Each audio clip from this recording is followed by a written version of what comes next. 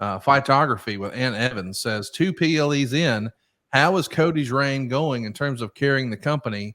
He had a challenger at a PLE last month, Eric, and people said, oh, well, AJ is not a viable threat. This is of no consequence. And, we know the outcome.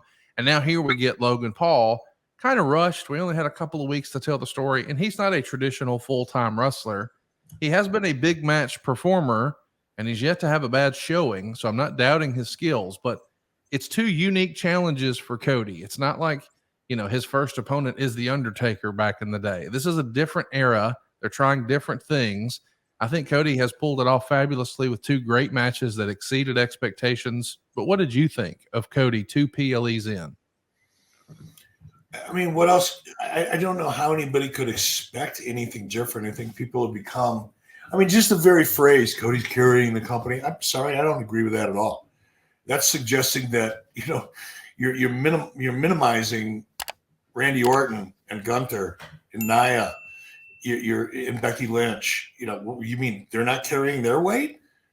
Cody has to carry it all. So the phraseology, the concept of one guy carrying the whole company. Yes, that used to be true. That was a part of wrestling folklore back in the day when you had your territory, system in place, and your world champion would travel around and then come back to the territory. Yes, I get where it comes from, but it's no longer applicable.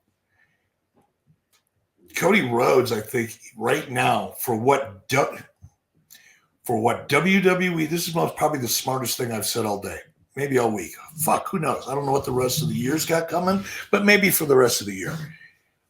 For what WWE needs right now, Cody Rhodes is the best champion they could possibly have. For what the company needs, from an optics point of view, from an audience composition point of view, from an advertiser's point of view. I know people hate it when I talk like a business guy because we just want to talk about finishes in wrestling and 5-star matches. Well, not here at least, but what I'm talking about. But I think again, putting on my producer hat, not just my fanboy hat, because I have a fanboy hat now. I thought I've lost it a long time ago, but Randy found it for me. I think Cody Rhodes, I don't think there could be a better world champion right now. His performance in the ring is out-fucking-standing. He represents the company in such a positive way outside of the ring, off of the television screen. I just don't think you could find a better world champion right now. I love the match too. I thought Logan more than held his own. When he was in the figure 4 and he's screaming, "Cody, you're going to break my leg." It was fantastic. He has a lot of the little subtleties that usually it takes someone years to put together in a match. And I'm sure that a lot of these matches are, rehearsed and they spend a lot of time on it. And I know that a lot of people have been critical of that. I saw an interview maybe 6 weeks back with Ronda Rousey, where she talks about how he gets to rehearse all these matches and she never got to do that. And they really rolled the red carpet out for him. And I have seen some people who take that as a knock.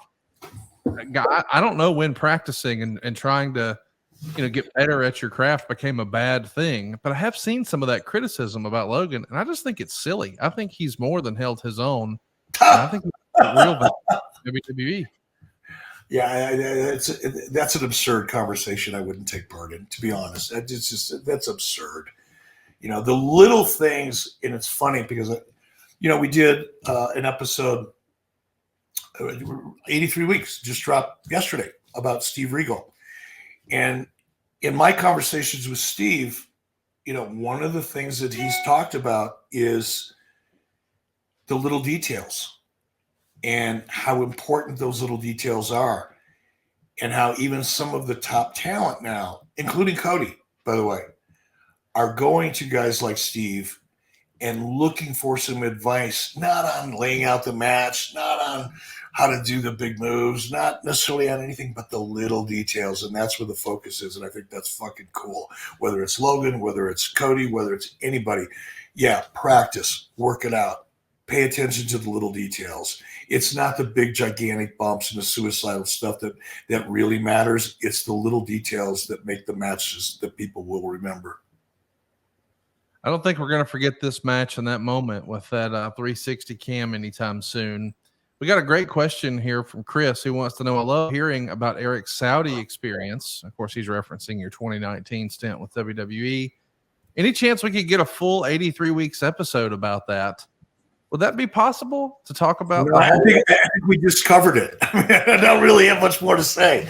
I never went. I was never part of I never went over there, so I didn't get to experience that. And I'm disappointed in that. I would have liked to have been part of one, just for the experience of it all.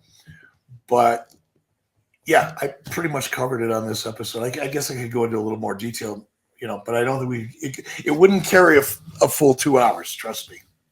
We've got Eric here for a few more minutes. So if you've got a question, let's keep those coming. We did a poll that said, how hard will it be for WWE to turn Randy into a hated heel?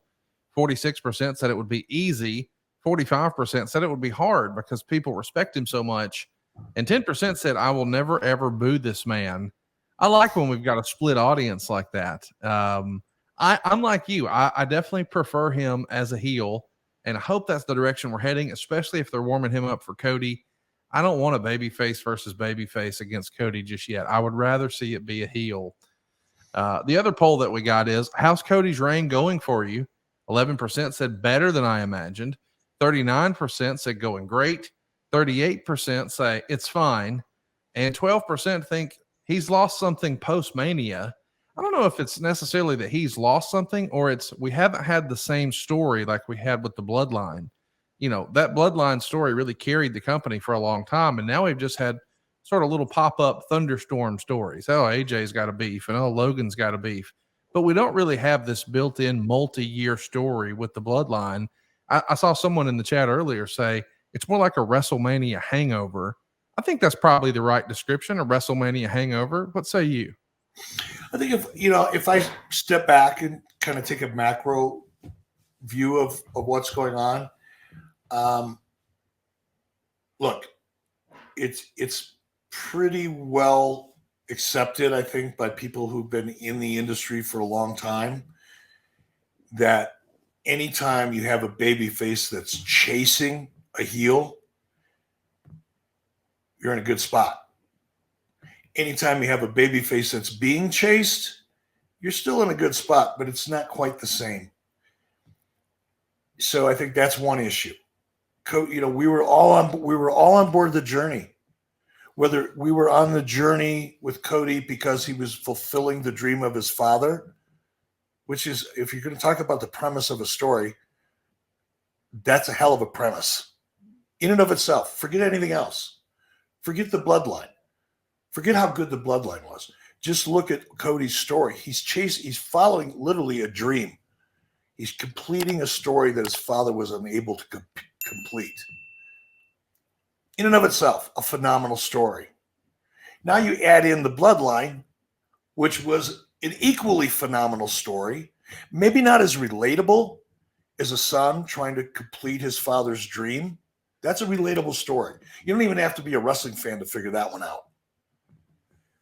But now you throw the Bloodline and the complexity and the evolution and the layers of that story on top of it as an obstacle. Oh, if that's not enough, let's throw fucking Rock on top of it all. I mean, come on now. If you're honest and you're not being contrarian for the sake of being contrarian, how do you top that? For a young baby face. Oh, yeah, that's right. He left WWE and now he's come back. I mean, there were so many layers and thick layers, not just thin layers, thick layers of amazing story. Is this as good as that? No, because that's impossible. And even if it was possible, you would get tired of it. If you go to a concert, Fleetwood Mac, I went to a few years ago with Lori. And yeah, you want to hear those songs that just get you rocking, but you don't want to hear 3 hours of it. You want to your emotions come up and come down, and you want to go on a ride. It's a roller coaster ride. You want to go on it. It's an emotional roller coaster. So right now, yeah, it may be that we're on a little bit of an emotional downhill slide right now. I don't mean to sound like it's going in the ditch. You may be getting a little bit of emotional relief right now. That's the best way to say it in Cody's journey. But guess what? There will come a time, because you can't keep it up here all the time. As we get a little bit of an emotional relief for the time being, when it's time to kick it into gear again, and you've got that heel that's chasing that baby face, and now people really care about that baby face, it'll matter again. But to expect that you're going to have a WrestleMania level of emotional investment 52 weeks a year is just not reality. And you wouldn't even want it if it was real.